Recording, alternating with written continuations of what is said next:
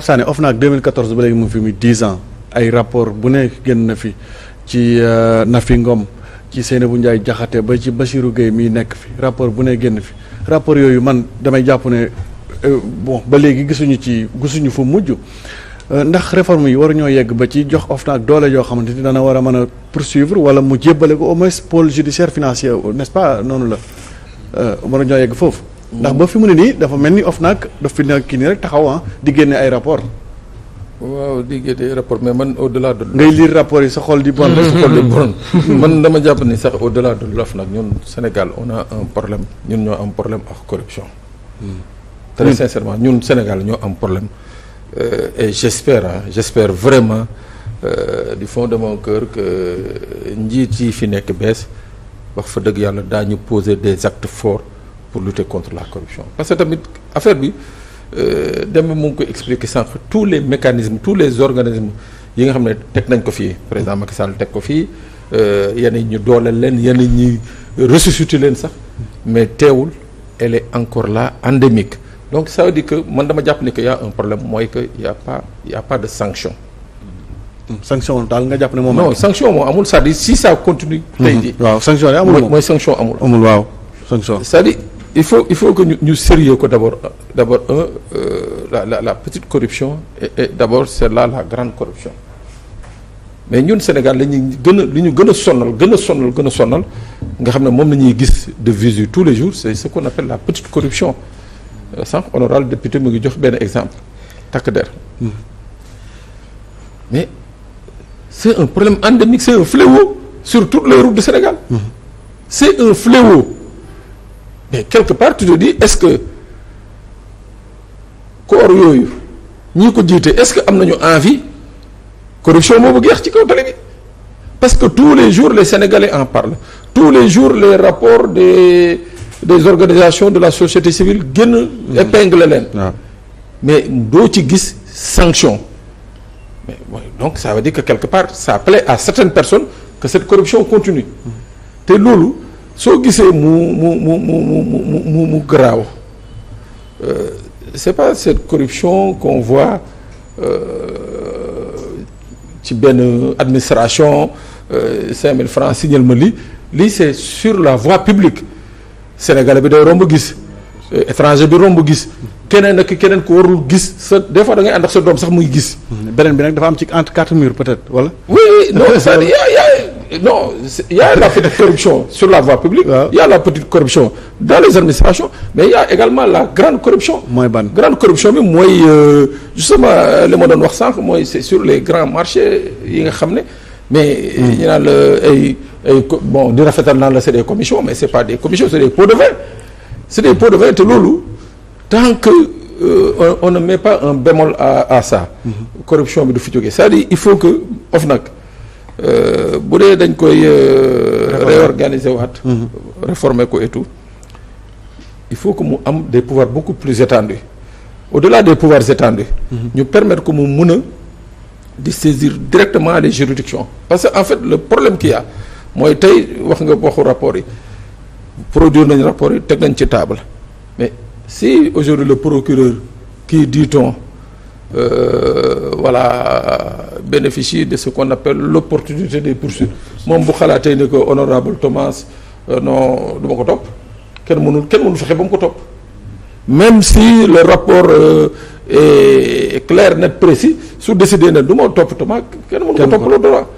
su ay kilifa bi ci kaw ne ko non bul topp Thomas du topp Thomas donc loolu yëpp je crois que dañ ko war a xoolaat moo tax ma ne la ñun suñu bopp ñun c'est nous qui avons un problème avec la corruption est-ce que on veut mettre fin à la corruption oui ou non man je pense que pour le moment pareeguñu pour mettre fin à la corruption maintenant on va vers justement des réformes yooyu effectivement mën na indi quelque chose quand même mën na indi quelque chose damay wax fii benn wax rek et j'ai l'habitude de le répéter bi coow corruption bi tullee fii président Bassirou Diomaye falu installer son gouvernement biñ fiy njëkk waxu coow corruption sur la voie publique mois boobu les forces de sécurité et de défense ont mis sur la table 99 millions d'amendes forfaitaires 99 millions. ci benn weer. ah loolu kat. mais weer yi ci topp. mais eggul 30 eggul 40. donc ça veut dire qu'il y a une volonté quelque part si la volonté politique est affichée donc on peut y arriver mais bu volonté politique amul mais ma foi je te dis on va continuer de voir les spectacles yi nga xam ne moom la ñuy gis ci mbedd bi. loolu nag mooy li nga xam ne mooy bi ñuy gis bañ dul gis nag ñoom dem ñi nga xam ne ñooy liggéey ak les majors ak yooyu ñoom xam nañu bu baax comment ça se passe. voilà signal ma contrat bi. maa ngi lay jëndal appartement fële à Londres ou à Paris nangal ma lii voilà ma defal la lii ak lii ak lii ou bien je prends en charge l'étude de tes enfants. naan la loxoy kajoor day weesal. voilà donc yooyu yëpp. yooyu phénomène yi je crois que yooyu nañu war a revisiter waat buñ ko revisiter. bu boobaa foofu laa d'accord avec monsieur Dramé boobaa nag ngay rendre compte de la précarité de certains agents de la fonction publique. parce que tamit ci boobaa ngay xam ne que Pape Sané mii li mu doon dundee du woon son salaire dafa am fu mu ko doon jëlee loolu nag dana tax ñu mën a corriger correction yi honorable wax ñu indi correction yooyu ba nga xam ne agent bu ci nekk la nga yelloo la nga xam ne moom la état amel jox la ko mu mot sëkk mais buñ ko deful on a beau poser des mécanismes et tout saa corruption bi du fi jóge parce que ça fait vivre son nom ça fait vivre son bonhomme soo xoolee rek rien que sur le corridor Dakar-Bamako quand on te dit que sur le corridor Dakar-Bamako l'État perd à peu près tous les jours 400 à 600 millions tous les jours l'État perd entre 400 et 600 millions.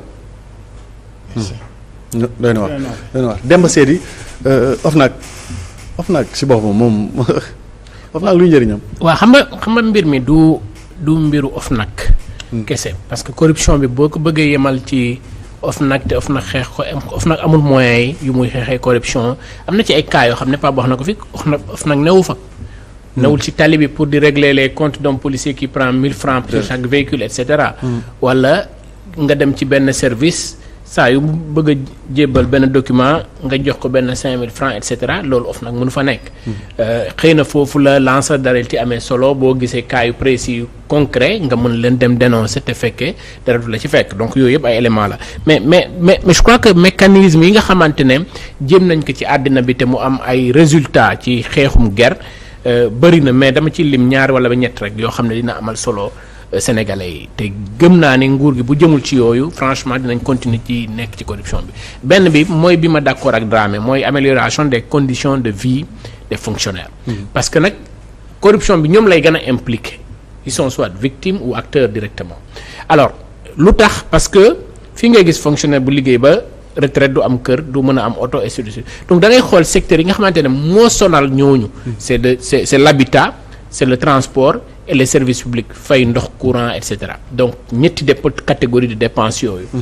boo demee ci réew yi nga xamante ne dañ ko xeex dañu fexe ba fonctionnaire bi buy xëy liggéey du am problème mu transport. deuxième chose habitat bi dañu créer système d'habitat boo xam ne fonctionnaire bu nekk di nga mën a am sa kër ci lu gaaw a gaaw. tey jii boo jëlee li ko jëlee Diamniadio ba Bambey àll kese la. dama defar fa ay cité yu bees nga def fa transport boo xam ne Dramé bu xëyee Bambey mun na xëy liggéey Dakar bu wàccee ñibbi këram te dara du ko ci sonal. transport de masse bi dina permettre nga régler problème yu bëri li jëm changement climatique ak yeneen. donc je considère que boo régler d'abord loolu. di nga gis ni dootuñu sax jàmbat ci ay inéquité de salaire parce que li tax seen salaire du doy li salaire bi di yenu la salaire bi attanul parce que tey jii boo jëlee un enseignant de l'école primaire bi nekk Dakar Plateau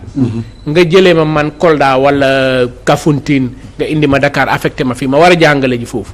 mais ba nga bëgg ma dëkk Kër Massar di xëy bis bu ne dee dem jàngale ji Dakar Plateau mais du yomb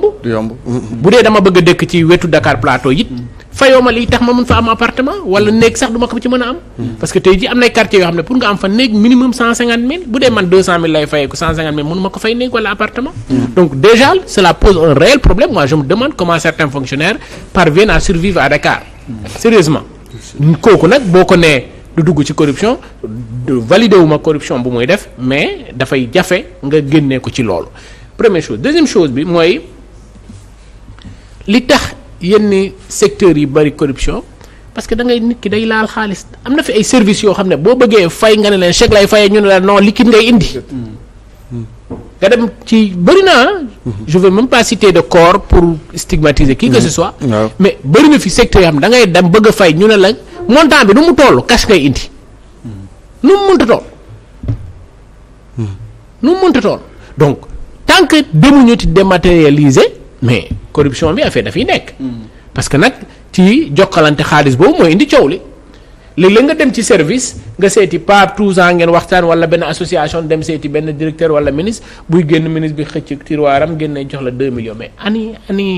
je me demande fan la jëlee xaalis boobu. koo xam ne 3 millions lay fayeeku weer ak ay charge am yëpp nga dem seeti ko bureau mu génnee 2 millions jox la. parce que parrain la. est-ce que xaalis war na nekk sax ci loxo. mais warul nekk ci loxo benn fonctionnaire c'est ça la vérité. dañ ko war a dématérialiser. ñun dans nos différents services et projets autres mën nañ fi gérer ay milliards dërëm doo ko ci mën a laal ñaar dërëmu Guinée mënoo ko ci génne parce que yow doo gis xaalis dërëm doo ko ci gis li ngay gis ay chiffres ngay manipuler mun nga ordonner ay dépenses et tout ça mais dërëm doo ko gis matériellement et c'est comme ça je crois que modernisation de l'administration fa la war a njëkkee d'abord ce qui fait que même ay déclarations après day yomb da ngay gis plateforme la ñuy am tous les enseignants vous avez une plateforme où vous enregistrez toutes vos données. Je sais plus comment vous l'appelez. Mirador oui. On peut avoir un Mirador pour tous les fonctionnaires du Sénégal. ku nekk nga dugg remplir et puis après le reste c'est facile à vérifier. wala corps bu nekk am. Miradoram boo ne am nga oto. dañ leen a dugalal numéro matricule bi. kañ nga ko jënd ñaata nga ko jëndee yëpp ñu dugal ko foofu les données là elles sont là. parce que prix bi nga jëndee oto bi ci lañ koy matriculer ci lañ lay facturer et cetera yooyu yëpp données yooyu yaa ngi fi ce qui fait que Pape buy jëndati oto dana exiger facture. mais man bu dee damay dem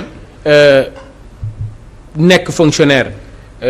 éléments yooyu yëpp c'est pas à la disposition de l'État mais lu ma neex def. c'est ça la vérité donc bu ñu bëggee xeex corruption deuxième acte bi mooy nañu fexe nu ñuy dématérialiser la gestion des finances publiques. bu kenn laal xaalisum état même booy fay ay reçu da ngay gis ci tali bi léeg-léeg nit ki day signer rek jox la benn feuille nii signer ci kaw nga romb amul cachet amul dara même bu dee am na cachet le document là da ngay ni dañ ko imprimer photocopier ko quelque part mais le document boobu nan la état di xamee ni diw jox na diw nangam ci tali bi mun ko xam donc mooy contravention yi nga xamante dañ la koy daggal ci mbedd bi donc yooyu yëpp ay problème la yoo xam ne bu ñu bëggee xeex guerre bi yemuñu bu ñu yemale mbir mi ci OFNAC kese c'est tout un système qui est là te dañ jàpp ni régime bu bees bi bu ñuy xeex système loolu bokk na ci élément fondamental boo xam ne moom tax ñu ngi mën a xeex. Omar yéen agent de l'administration yéen bu ñuy wax guerre souvent yu ci bëri en tout cas dañ leen di tudd